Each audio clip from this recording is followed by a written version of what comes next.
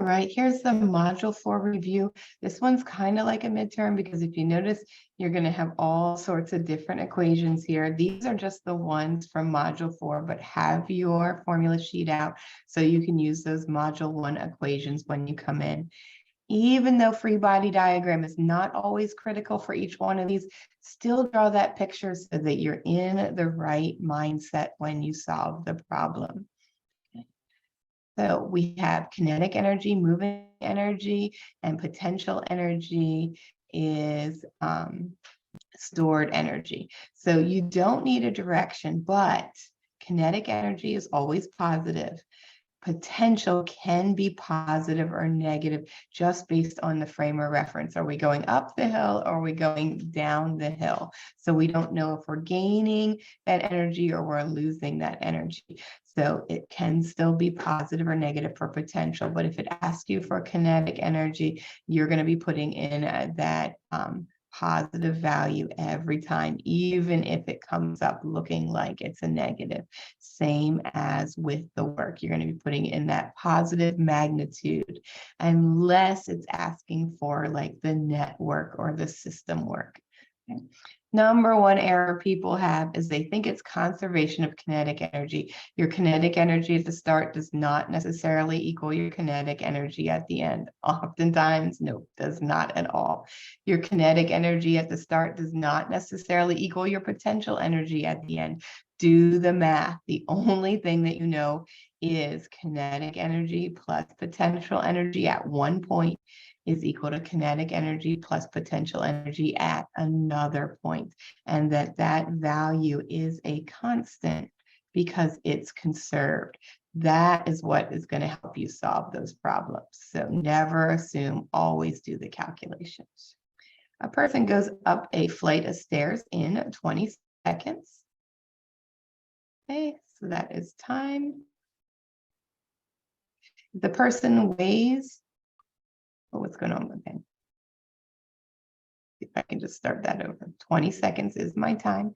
Weighs 600 newtons. That's already in newtons, so that is a force of gravity, not a mass. So we don't need to multiply it times gravity. It's already the force of gravity. The height of the stairs is 10 meters.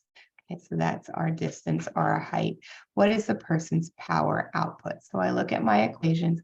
Power is work over time, and work is force times distance. So force times distance over time. What force do I have here? I am overcoming the force of gravity. So it's the force of gravity times the distance over the time. 600 times 10 divided by 20 seconds. Okay, so you're not saying the net force is zero. Even if you went up at constant speed, you are still overcoming the force of gravity. So this work and power is only based on what the person is doing, not any of the other outputs from the other items. What's another thing that people typically get wrong is what if they went up a ramp instead of stairs? So we have the ramp, we have the stairs, we have the ladder.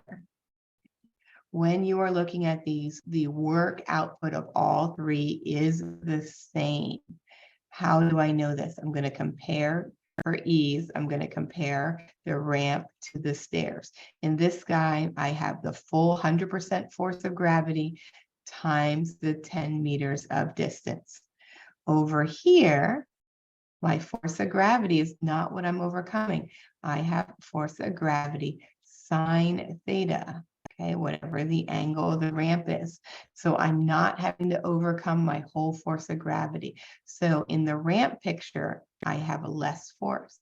But what do I have? More distance, and that tends to balance each other out, assuming that we don't have heat losses and blah, blah, blah. But you are going to see some equivalence in those places. Matthew pulls a 3.25 kilogram, that's a mass, wagon across the floor. Coefficient of friction 0.13, that's my mu, with a force of 10.0 newtons, with a force that he pulled, applied force.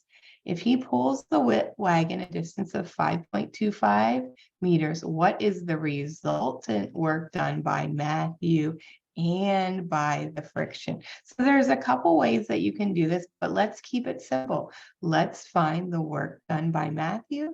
Let's find the work done by friction. Draw a picture. It'll probably help you figure out and analyze what's going on. Do I have a force applied? I do. It's 10 newtons. There's no angle here, so it's straight there. My force of friction is going to be mu force of normal, because force of friction is mu force of normal. 0.13, and then I just need the force of normal. Looking over here, the wagon is going left to right, so our acceleration is going to be going in the direction of my force applied, but I have no acceleration in the y direction. So the force of normal equals the force of gravity. Okay. So my force of friction, 0.13 times 3.25. And it does not tell me I'm going to use 10, but always read the quizzes on this one. That would be my force of friction. The force of friction times the distance of 5.25 is my work by the friction. Okay. The work of Matthew is the force of Matthew times the friction, or sorry, times the distance, so 10 times 10. Okay. So you get both of these items in here. And I have 30.3 joules is equal to my work, not my watts. Remember, watts is power. I know there's a lot of different ones that are coming around here. So just make sure you're keeping straight which things are the units. They're the ones with the magnitude. Okay. And this is your variable that we are solving for. Okay. How did I get that number? I took the force applied minus the force of friction times the distance of 10, or I took the work applied minus the work of friction and got my answer. So two different ways that you could have done that problem.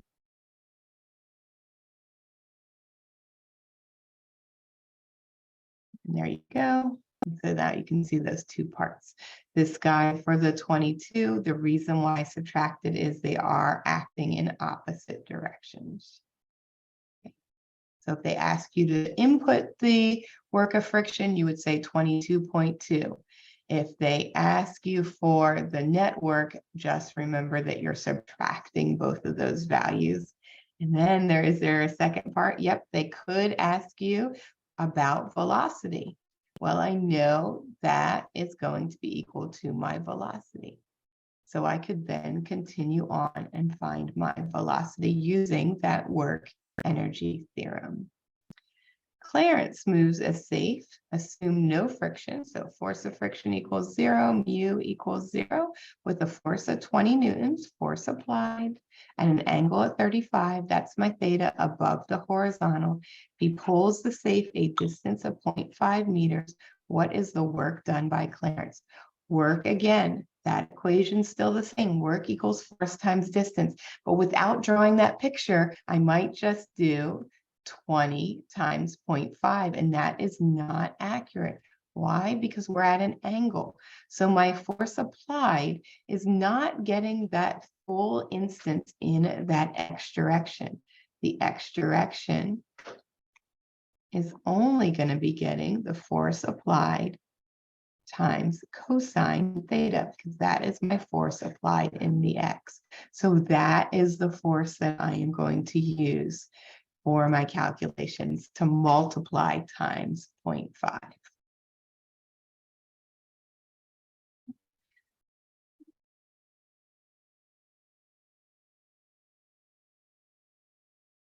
A 62.5 kilogram Skeeter mass starts from rest, velocity initial equals 0 meters per second from the top of a 50-meter high slope. That's my height. What is the speed of the skier on reaching the bottom? Velocity final, assuming no friction. Draw a picture. Okay, now what do we have that's different here? We don't have an engine, so what is going to be pulling us down the mountain is FG sine theta, okay? Because I'm on that angle theta. FG cosine theta is what is going to be balancing out my force and normal. And I do not have a force going the other direction. Why? No friction. So they're letting you assume no friction there to make it a little bit simpler. Okay, what am I trying to find? What is the speed? So from this one, could you use kinetic energy and conservation of energy? Yes. Could you also use your module 1 equations? Yes. So figure out which one is going to be helpful. Oh, they did not give us the theta. Look at that. So we can't use our module 1 equations on this one. So we are going to have to either use our work kinetic energy theorem 1 or the conservation of energy. So what happens with the kinetic energy? Force times distance is equal to 1/2 mv squared because work is force times distance and kinetic energy is 1/2 mv squared. So I can set them up as the same. Force is m times g. And so now I'm doing better with having a problem this way. And I can use the full force in this way because I'm using the whole kinetic energy and not just separating the forces out into the X and the Y. Notice I didn't even need a mass there for the skier. So just the gravity times the distance equals 1/2 v squared. What some people did on the quiz is they went too fast when they were solving these problems. So do practice. V squared would be equal to 2GD. Okay, don't forget about that too. What is other people doing? Forgetting to take the square root. So V is equal to the square root of 2 times G times D. So that's another one you could add to your formula sheet to help you out. And there you go with your answer to check on your own. And as always, if you find a mistake, just let me know. Sometimes I type it in too fast into the calculator. So we have a mass here. Do not forget about this and say it's 3 kilograms. An asteroid, that'd be a really, really tiny asteroid. It would burn up pretty fast. It's 3.0 times 10 to the 17. So that's 3 with 17 zeros. And an orbital speed, okay, so that is my circular velocity because it's in orbit. What is the work for orbiting? Work is force times distance. Do I have an equation that can help me out? Yep, here's that same thing. Okay, so remember that force is going to be acting in the same direction as the acceleration. The velocity is always going to be tangent to the circle. Okay, to help you remember how to compare all those items here. I'm looking at it, my work is still my kinetic energy. Okay, so if I just find my kinetic energy, can I find my work? Yes, they're equivalents. And there we go. Next guy. I should not need to do that one because that answer is possibly incorrect. So we will skip that one, but there was a similar one to that in the quizzes. 289 gram ball, that's a mass. I'm going to convert it right now. I might not even need to plug it in, but I'm going to convert it to kilograms just so that I don't make sense, have any issues. It's thrown at a speed of 30 meters per second, initial velocity. Top of a 50-meter high cliff. This seems familiar. That is my height. Determine the impact speed when it strikes the ground. Negligible air resistance. Okay, so we're dealing with no air resistance, which is basically friction. But I'm having it all there. I do not have to worry about it. I'm going to draw my free body diagram. No force of friction, no force of normal. There's no surface, no force applied because this is not the instant that I threw the ball. Okay, this is the picture a split second after I threw the ball all the way until it hits the ground. So this is my general picture. I only have one force applied on it. That makes sense because we are basically going to be in free fall here. Okay. What does that mean? I can use my module 1 equations. Velocity final squared equals velocity initial plus 2AD. Velocity final is what I'm trying to solve for. Velocity initial they gave us. Distance is our height. And I just need my acceleration. So I go back over here. Which direction is my acceleration handling? It's going down.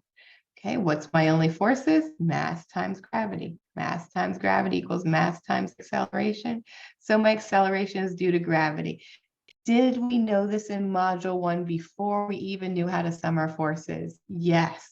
In module 1, we knew that if the force of gravity is the only thing there, then the acceleration is due to gravity because we are on Earth. So now I have that information. Look at that. I have all the variables, so I can solve for my velocity final squared.